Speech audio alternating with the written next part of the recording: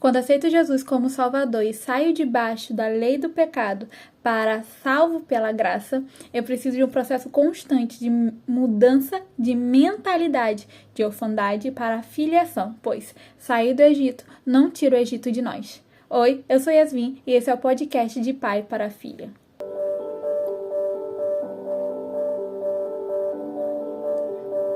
No episódio de hoje, nós vamos falar um pouco sobre mentalidade. Vamos abrir a Bíblia lá em Romanos 12, versículo 2. Está escrito assim: Não se amoldem ao padrão deste mundo, mas transforma-se pela renovação da sua mente, para que sejam capazes de experimentar e comprovar a boa, agradável e perfeita vontade do Pai. A mudança de nossa mentalidade deve ser constante e intencional. Eu que devo buscar transformá-la pela palavra e pela revelação de Jesus Cristo. É muito legal porque no início do versículo 12 se fala: não se amoldem ao padrão deste mundo. O mundo, independente das gerações, independente dos séculos, ele vai haver um padrão de pensamento. Só que lá, Paulo já, na época dos romanos, lá no Império Romano já falava: não se amolda ao padrão deste mundo, mas transforma-se pela renovação da sua mente. E é muito legal porque a maioria das pessoas só lembra do final desse versículo para experimentar a boa, agradável e perfeita vontade do Pai. Mas para a gente experimentar essa boa, perfeita e agradável vontade do Pai, é necessário esse início do versículo: não se amoldar ao padrão deste mundo. E quando nós falamos de padrão, o padrão deste mundo vai além de pensamentos. O padrão deste mundo tem a ver com cultura. E é muito legal porque quando nós estudamos cultura, tem a ver com costumes, tradições e aquilo que é passado à próxima geração e seus significados. Então, qual é a cultura? Pensa na cultura mundana, pensa na cultura brasileira, pensa na cultura da sua cidade, do seu estado. Quando a gente pensa em cultura, a gente vai conseguir distinguir e diferenciar alguns padrões de costumes e tradições. Quando nós pensamos, e eu não estou falando agora, nesse exato momento, sobre pensamentos mundanos e pensamentos religiosos. Estou falando agora sobre cultura, como uma socióloga. Quando a gente pensa em cultura, você vai ver que povos têm diferentes culturas, pois têm diferentes hábitos, têm diferentes histórias e têm diferentes territórios. E tudo isso influencia um pouco na cultura. E quando você vai perceber, e para agora para pensar na cultura brasileira, nós somos um país tropical. Nós somos um país que, na sua construção histórica, tem influência de várias culturas, cultura europeia, cultura africana, cultura dos indígenas, isso só falando desses 3 grandes grupos, sem contar nos outros grupos que vieram ao decorrer do tempo da história do Brasil e que influenciam na cultura, como a cultura dos alemães, a cultura dos italianos, dos japoneses e assim por diante, dos judeus, com grande influência no norte e no nordeste. E quando nós pensamos sobre cultura, você vai perceber que isso influencia na linguagem, nos costumes, na forma de se vestir, na forma de se portar. Então é muito legal que quando Paulo fala não se amolda ao padrão deste mundo, ele está falando além de somente pensamentos. Mesmo que esse episódio seja focado em mentalidade, eu sinto mesmo do Senhor falar sobre a cultura. A cultura dos céus e do reino, quando eu falo céus, eu falo a cultura do reino, é muito diferente do que a cultura do mundo. Então, quando a pessoa olha para mim e olha para você como cristãos, eles não devem identificar exatamente, mesmo que a gente seja brasileiro, mesmo que a gente fale português, mesmo que a gente siga um padrão de vestimento. E é muito legal porque eu sou do estado do Rio de Janeiro, eu sou uma fluminense. Moro no interior do estado do Rio de Janeiro. E se você pega só os 4 estados da região sudeste, você já vê uma grande diferença cultural em questão de se vestir. Então, o carioca sempre vai ter uma havaiana no pé, enquanto o paulista normalmente vai estar usando um tênis, até para um passeio. E você olha para os mineiros, tem uma cultura. Os capixabas, que são o pessoal do Espírito Santo, vai ter outra cultura. O que é legal quando você pensa em cultura e quando você pensa em mentalidade é que você entende que a nossa mentalidade ela influencia nas roupas que vestimos, na linguagem que nós falamos, influencia nas escolhas diárias que tomamos e a forma que nos portamos diante os outros. eu quero falar, e realmente eu sinto do Espírito Santo falando através de mim para você, é que a sua cultura é a cultura de um reino eterno. Então, a forma que você deve falar, deve expressar aquilo que o seu coração está cheio. E eu espero que o seu coração esteja cheio da revelação da palavra do Senhor Jesus Cristo. E que as suas palavras, a sua forma de se portar diante das pessoas, a sua forma de... os seus costumes, tenha tudo a ver com a boa, agradável e perfeita vontade do Pai. Só que essa mudança de mentalidade, ela deve ser constante e intencional. Eu, através do Santo Espírito, eu tenho que entender quais são os padrões deste mundo que está contaminando os meus pensamentos, sentimentos e a forma que eu me porto diante do Senhor e das pessoas, e até em relação a mim mesmo. E através dessa busca, eu sou transformada pela palavra e pela revelação de Jesus Cristo. Vamos ler lá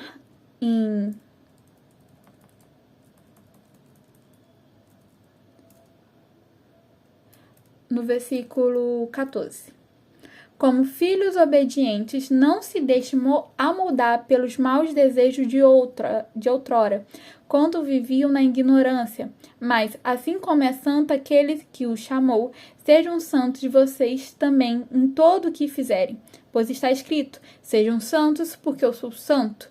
Uma vez que vocês chamam Pai aquele que julga imparcialmente as obras de cada um, portem-se com temor durante a jornada terrena de vocês, pois vocês sabem que não foi por meio de coisas perecíveis como prata ou ouro que vocês foram redimidos na sua maneira vazia de viver, transmitidas por seus antepassados, mas pelo precioso sangue de Cristo, como de um cordeiro sem manchas e sem defeito, conhecidos antes da criação do mundo, revelado nestes últimos tempos em favor de vocês. Por meio dele, vocês creem em Deus, que o ressuscitou dentre os mortos e o glorificou, de modo que a fé e a esperança de vocês estão em Deus. Agora que vocês purificaram a sua vida pela obediência à verdade, visando o amor fraternal e sincero, amem sinceramente uns aos outros e de todo o coração. Vocês foram regenerados, não de uma semente perecível, mas imperecível, por meio da palavra de Deus, viva e permanente. Nós acabamos de ler 1 Pedro, capítulo 1, do versículo 14 ao 23. Eu vou cifrar, vou chamar a atenção alguns pontos aqui desse versículo. No versículo está assim: portanto, estejam com a mente preparada, prontos para agir, estejam alertam e ponham toda a esperança na graça que será dada a vocês quando Jesus for revelado. Esteja com a mente preparada. É muito interessante essa forma que Pedro utilizou. Essa palavra, esteja com a mente preparada.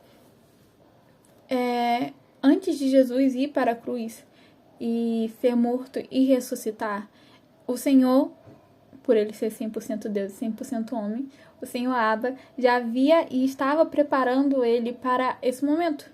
Então, no jardim do Getsemane, havia um momento de preparo naquele lugar.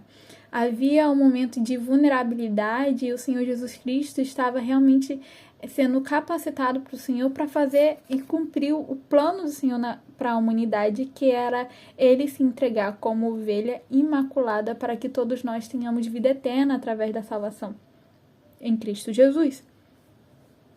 Como que Jesus poderia se entregar se a mente dele não estivesse preparada pensando que ele era 100% homem, que ele era 100% homem? Como que nós, como igreja, iremos estar preparados para a boa, perfeita e agradável vontade do Senhor se a gente não renunciar constantemente às nossas vontades e os nossos egoísmos, ao nosso orgulho, a nossa vaidade, a forma de nós pensarmos? Estar com a mente preparada é estarmos alerta e tendo a nossa esperança na graça que é dada quando Jesus Cristo é revelado. É isso que Pedro estava falando aqui e que eu creio que Paulo também disse em Romanos. Para que a gente experimente a boa, agradável e perfeita vontade do Pai, a gente tem que estar com a mente preparada tanto para viver a boa, perfeita e agradável vontade do Pai, quanto para suportar os processos para viver mais à frente essa vontade. Ele fala no versículo 14, como filhos obedientes, não se deixam amoldar pelos maus desejos de outrora, quando viviam na ignorância. É muito interessante porque quando a gente lê a Bíblia e o Senhor Espírito Santo, nós permitimos o Senhor Espírito Santo ministrar o nosso coração e nos corrigir mesmo, os nossos padrões de pensamentos mudam. Porque a gente o Senhor vai começar nos purificando, nos lavando. E uma coisa que nós fazíamos antes, nós entendemos através da revelação da palavra que aquilo era pecado.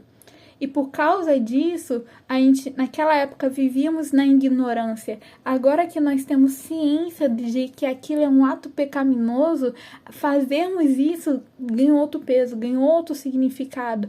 Porque agora eu sei, aquilo é errado. E eu busco viver reto, de forma reta e agradável diante do Senhor. Por isso ele fala, como filhos obedientes, não se deixam mudar pelos maus desejos de outrora. É muito louco parar para pensar. Isso tem a ver com mentalidade de orfandade. Vou falar sobre orfandade em outro episódio.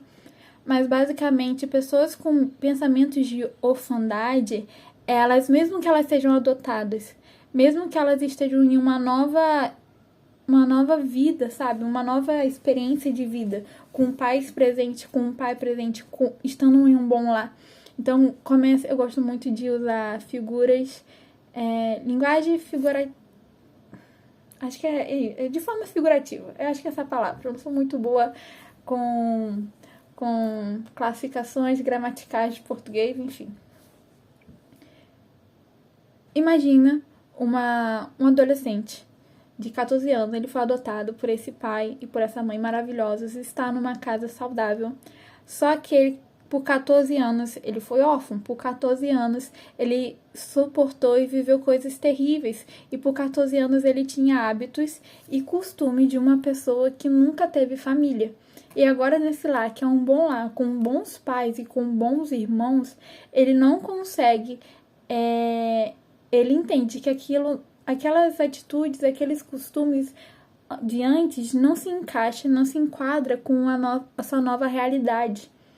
Mas ele não consegue e não se permite ser transformada, a mentalidade dele ser transformada e os costumes dele ser transformados para que ele possa viver essa boa experiência. Então agora vamos para o mundo real, vamos aqui para a sua vida, para a minha vida. Nós somos lavados pelo sangue do Cordeiro, nós buscamos a palavra, o Senhor nos revela o que é certo, o que é errado, o Espírito Santo nos incomoda no momento que devemos pedir perdão, no momento que devemos nos ausentar de um lugar, no momento que devemos nos posicionar, o Senhor vai nos guiando. E só que com a mentalidade de órfão, eu esqueço que o Senhor tem trabalhado em mim, tem me guiado e me dando base, sabe, chão para cada passo de fé. E eu, ao invés de escolher viver isso, viver essa nova experiência, essa nova vida, com a certeza que o Pai está me guardando, eu volto para as atitudes de outrora. Eu volto para as atitudes de quando eu confiava na força do meu braço, porque eu não podia contar com ninguém. Eu começo a, de novo, andar em orfandade por achar que eu estou só, por achar que eu não tenho alguém para me dar suporte e amor. Mas quando eu me lembro novamente que Ele é um Pai bom e que eu estou vivendo uma nova vida através de Jesus Cristo, eu posso ser esse filho obediente, que mesmo quando errar, o Senhor é bom o suficiente e misericórdia o suficiente para me perdoar se eu estiver verdadeiramente arrependida. Amém? No versículo 15, mas assim como Ele é santo, aquele que o chamou, sejam santos também em tudo o que fizerem, pois está escrito, sejam santos porque eu sou santo. E muitas pessoas leem esses versículos como se fosse uma coisa muito exigente, ou não é a palavra exigente que eu quero usar, mas é a palavra como se fosse pesado. Mas você tem que lembrar que Jesus Cristo foi 100% homem. E Ele foi 100% santo. em todos os seus 33 anos aqui nessa terra, com todos os desejos, com todas as tentações que nós passamos. Jesus era um homem de família pobre, Jesus era um homem judeu que vivia numa nação que estava sendo oprimida pelo Império Romano. Jesus era um homem judeu, carpinteiro de uma família pobre que era oprimido pelo Império Romano, sendo que ele tinha que pagar impostos para César. Pensa em todas as tentações que um ser humano passa. Jesus passou. E ele foi santo. Então, quando Jesus fala, sejam santos porque eu sou santo, quando Pedro escreve isso através do Santo Espírito, não é no sentido de pesar. É no sentido de, Jesus Cristo foi 100% dependente do Espírito Santo. Foi o Santo Espírito que ressuscitou dentre os mortos. Porque ele e o Espírito, que é Deus, é um só. Mas vamos voltar aqui. Ele foi 100% dependente do Santo Espírito, 100% dependente do Abba Pai, 100% dependente da palavra. Ele é fiel e ele é santo. Através de Jesus Cristo, através do Santo Espírito, através de Deus, nós podemos ser santos como Ele é, porque Ele nos capacita e derrama graça para suportarmos e vencermos a tentação. A palavra do Senhor fala sobre o trono da graça. E a maioria das pessoas cometem os pecados e só vai diante de Deus depois que peca. Só que Deus nos ensina a ir diante da graça no momento da tentação. Confesse as suas tentações. Fale ao Senhor o quão difícil está sendo as tentações para que você não caia em tentação. Mas para Ele te fortalecer e você fugir do pecado e não correr para os braços do pecado. E isso tudo tem a ver com a mentalidade. Tem a ver com você ir para o Senhor.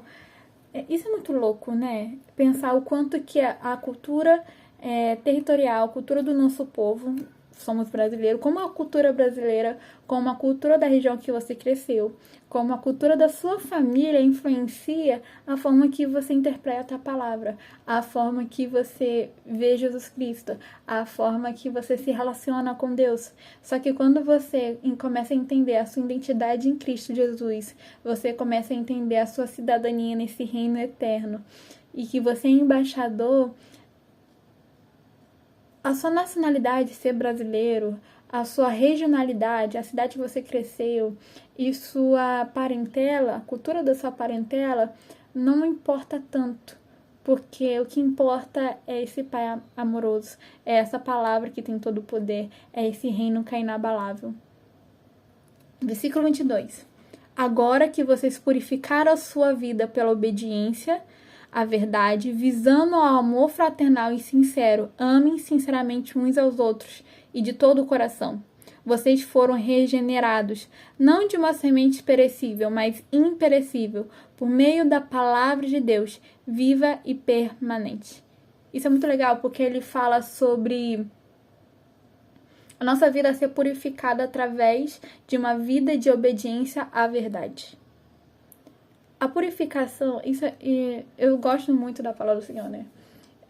Em uma das pregações do pastor Luciano Subirá, no livro Impacto da Santidade, ele fala sobre as águas purificadoras, que é o ritual que os sacerdotes... perdão se eu estiver falando em algum momento besteira, tem um tempo que eu escutei essa pregação, me marcou, já faz alguns anos, me marcou isso no meu coração. Talvez eu não falar com as palavras exatas, mas eu vou parafrasear. Basicamente, os sacerdotes, antes de fazer o sacrifício, né, o ritual do sacrifício, eles lavavam as suas mãos e o seu antebraço com a água que ficava na bacia na entrada do templo. E nós chamamos isso de água purificadoras. E ele fala sobre a diferença do sangue e a diferença das águas purificadoras. E isso me impactou muito, porque basicamente o que entendi através daquela pregação foi o sangue do Cordeiro, o sangue de Jesus Cristo nos lava dos nossos pecados. Mas a água purificadora, e o Senhor é a água da vida, lembre disso? Ela nos purifica das sujeiras do mundo. Sabe quantas coisas entrou no seu ouvido e que você não queria ter ouvido, mas você ouviu porque estava em um ambiente como um ônibus, como uma sala cheia de pessoas da sua família, ou talvez seus colegas de trabalho, de faculdade. Quantas coisas entrou no seu ouvido e você não queria e foi pro seu coração? Quantas imagens passou diante dos seus olhos e ficou marcada em sua mente e ficou repetindo, mesmo você sem perceber, sabe? Lá no seu subconsciente. E de repente você sonhou com aquela imagem. Ora ao Senhor para que o sangue do Cordeiro esteja lavando você dos seus pecados e que as águas purificadoras te lave da sujeira desse mundo, porque nós estamos num mundo que pertence ao maligno.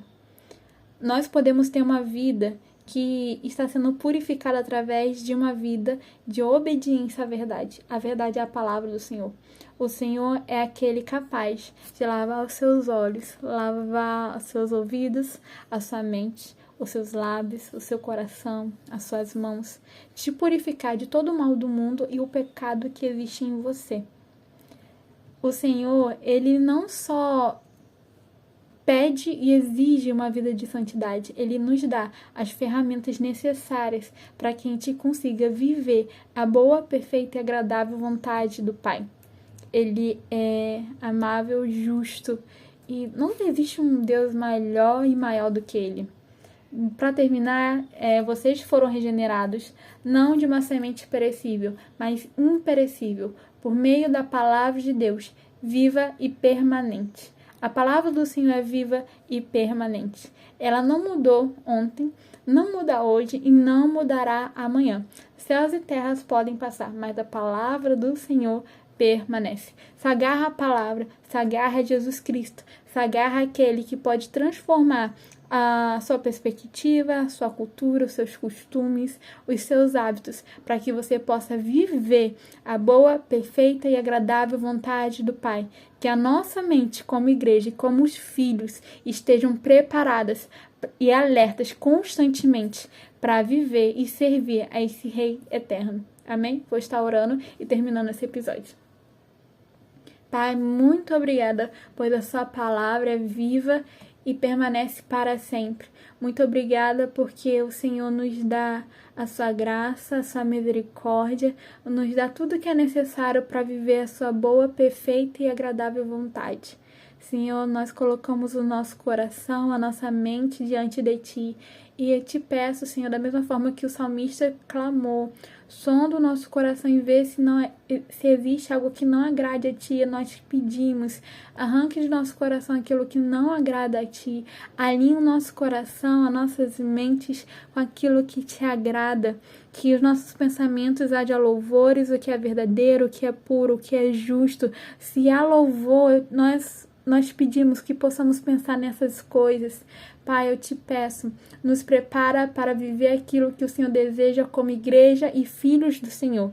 É o que eu lhe peço e lhe agradeço. Lava-nos com teu sangue e purifica-nos com tuas águas. Em nome de Jesus, amém.